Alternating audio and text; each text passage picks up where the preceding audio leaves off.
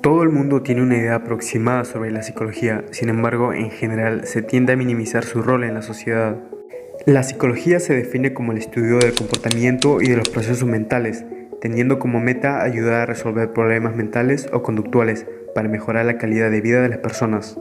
Bueno, demasiada introducción, mejor empecemos una vez.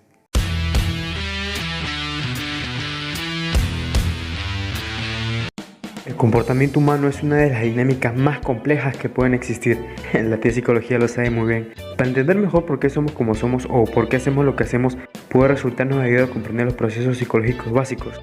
Percepción es la encargada de que tengamos una imagen de la realidad que nos rodea, organiza y da significado a cualquier estímulo sensorial. Aprendizaje. Aquí tenemos el proceso por el cual modificamos y adquirimos conocimientos. Funcionando a través de lo ocurrido en el pasado, aprendemos a relacionar conductas con sus consecuencias.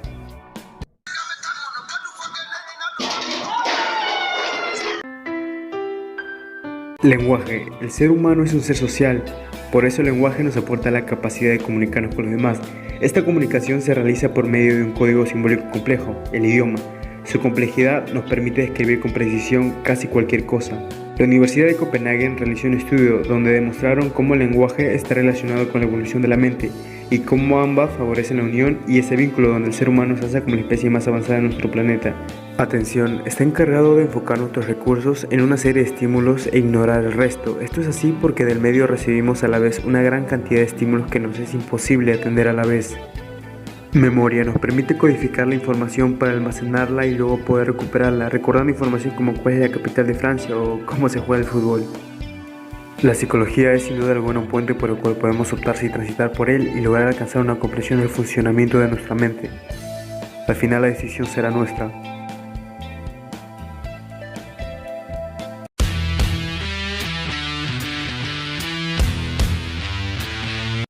Hay demasiados mitos acerca de esta ciencia y el más común es la idea de que ir al psicólogo es para gente loca, cuando la realidad es que ir al psicólogo es para gente valiente que busca desarrollarse, superar sus miedos y barreras, para gente que no quiere estancarse, sino buscar más allá de sus propios límites y autolimitaciones.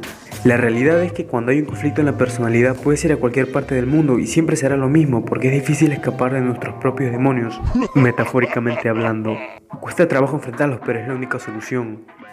La psicología siempre ha sido parte importante de la humanidad. Desde Aristóteles hasta nuestros días ha evolucionado y se ha adaptado a su cambiante objeto de estudio, nosotros.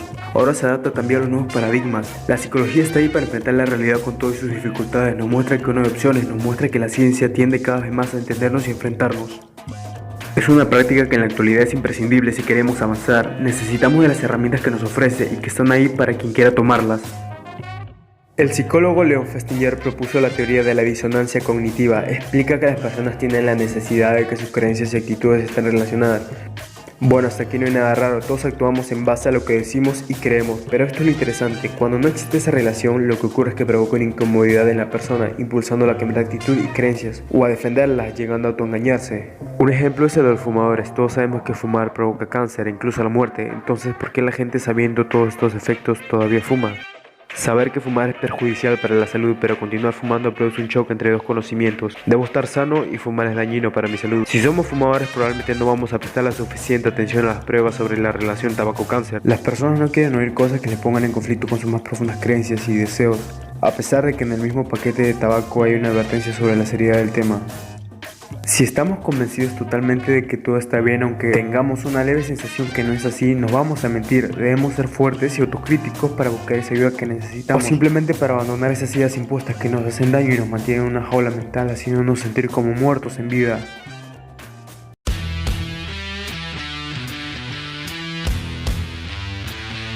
Desde el inicio de su historia, el ser humano ha elaborado hipótesis y teorías sobre el funcionamiento psicológico y los trastornos mentales. A pesar del predominio del método científico, a día de hoy concepciones muy antiguas como la atribución de las enfermedades a la acción de espíritus o la separación entre el cuerpo y el alma siguen teniendo influencia. Durante la Edad Antigua se creía que los trastornos mentales eran consecuencia de la posesión por parte de espíritus y demonios, y los tratamientos consistían en conjuros y encantamientos a los que se le atribuían efectos curativos. En la Edad Media el pensamiento europeo quedó dominado por el cristianismo. Esto provocó retrocesos en el progreso científico, aunque las teorías grecorromanas de los humores seguían vigentes. Teoría que atribuía las enfermedades mentales a desequilibrios de humor se combinaba de nuevo con lo mágico y lo diabólico, especialmente por parte de la Iglesia Católica Romana, que consideraba los síntomas como algo relacionado con la brujería. Por consiguiente, y como no quedaba de otra, el tratamiento pasaba por la tortura o la hoguera para liberar el alma del demonio.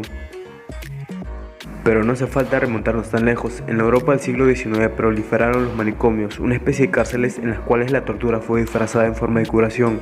A las personas se las mantenía atadas, se les sumergía la cabeza en una bañera o se las golpeaba, uno de ellos para apartar las ideas fijas e ilusiones que pudieran albergar.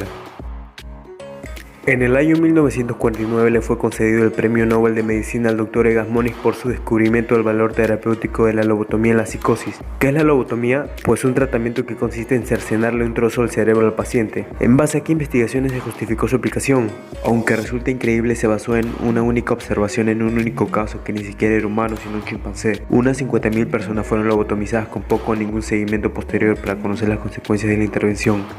Nos parecerá increíble la comprensión de los trastornos mentales que se tenían en tiempos recientes. Lo que afectó esto fue que la psicología como ciencia nació en el siglo XIX. El encargado de hacer emerger esta ciencia como una disciplina fue Wilhelm Wundt, investigador y filósofo alemán que se esforzó en hacer de los procesos mentales algo proclive a ser estudiado a través del método experimental, algo que no se había hecho en siglos anteriores. Hasta el siglo XIX la tarea de muchos filósofos había sido crear teorías sobre el funcionamiento de la mente humana basadas en la especulación. No podemos olvidar los grandes aportes de esta ciencia que contribuyó a una comprensión más clara de la mente y de la naturaleza humana. No podemos olvidar de dónde venimos, de un pasado influenciado por las supersticiones y creencias, de un pasado altamente cruel fundado en el miedo y el misticismo, un pasado al que no debemos volver.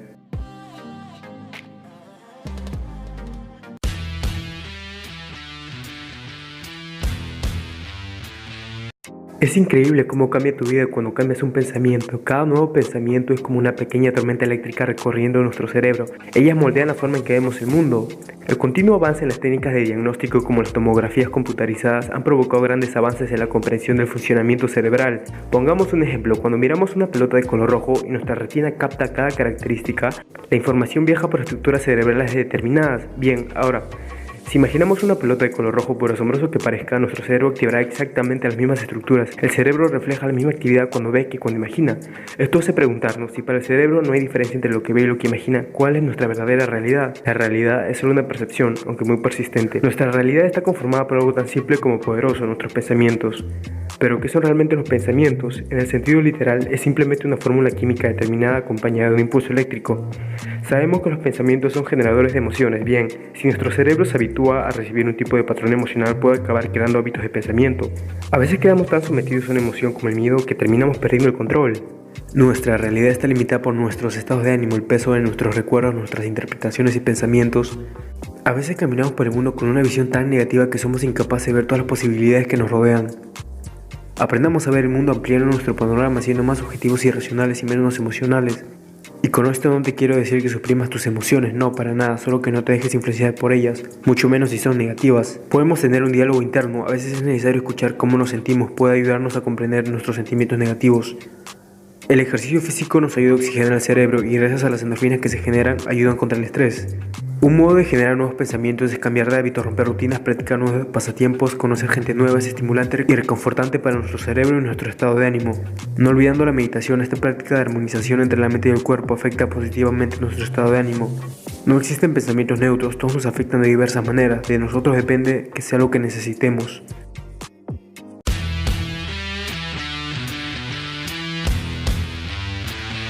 La psicología nos ayuda a comprender que la influencia social es uno de los factores decisivos que afecta a cada uno de nosotros en diversos aspectos. La influencia social ocurre cuando nuestras emociones, opiniones y comportamientos son afectados por otra persona. Desde las ofertas en los supermercados, la opinión de tus amigos sobre la mejor música, así en otras situaciones más, los demás tratarán de influirnos sin que nos demos cuenta. En el pasado, la influencia social ha sido usada para explicar actos tan brutales como los cometidos por la ideología alemana. Para llegar a una comprensión más profunda se realizaron muchos experimentos. El experimento de Solomon Asch. Este experimento consistió en mostrar el dibujo de una línea a un grupo y luego le mostraba un dibujo de 3 líneas y se le pidió al grupo que dijeran qué línea tenía la misma longitud que la primera. Aquí viene lo interesante, cuando todo el grupo fue informado que escogieron la opción equivocada, el último participante se vio obligado a seguir al grupo. Pero si había una persona antes que él que escogiera una opción distinta, existían probabilidades de que el participante escogiera la opción correcta. El experimento de Stanley Milgram. Este investigador pidió a un participante que hiciera preguntas a un participante que se hallaba en una cabina, el cual era un actor. Cada vez que fallaba una pregunta, el participante debía presionar un botón que le administraba una descarga eléctrica que iba subiendo el voltaje. La mayoría de los participantes, a pesar de los gritos de dolor del actor, llegaron a administrar descargas tan fuertes que provocarían la muerte de una persona. Si el participante no quería continuar, el investigador le decía que debía hacerlo. La conclusión fue que los participantes, a pesar de saber del dolor que causaban al actor, no les importaba al tener una autoridad, en este caso el investigador, que era el que les ordenaba hacerlo. Te hace reflexionar este experimento, ¿no? En la actualidad se considera que la influencia social puede darse de diferentes formas. Conformidad es el grado en el que cambiarán las emociones, las opiniones o los sentimientos para encajar con un grupo, el cual requiere sus cambios. Socialización consiste en interiorizar las normas e ideologías de una sociedad a través de la familia y la escuela. Persuasión básicamente es la influencia mediante las palabras. Existe otro factor de gran importancia, las emociones. Una forma de influencia social consiste en apelar a las emociones. Manipular las emociones se considera desde la lógica un engaño, ya que en lugar de dar razonamientos lógicos se intenta cambiar las emociones para que esto produzca un cambio de las actitudes. Esto afecta sobre todo a aquellas personas que dejan que sus emociones influyan en gran medida en sus procesos de razonamiento. Podemos concluir que es muy fácil influir en los demás como ser influenciado.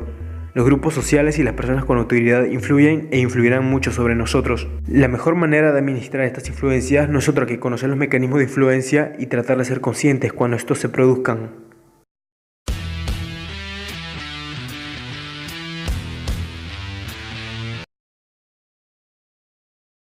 El proyecto MKUltra es el código que se utilizó para cubrir un experimento ilegal desarrollado por la Agencia Central de Inteligencia, o por sus siglas CIA, la principal agencia de inteligencia del gobierno de los Estados Unidos.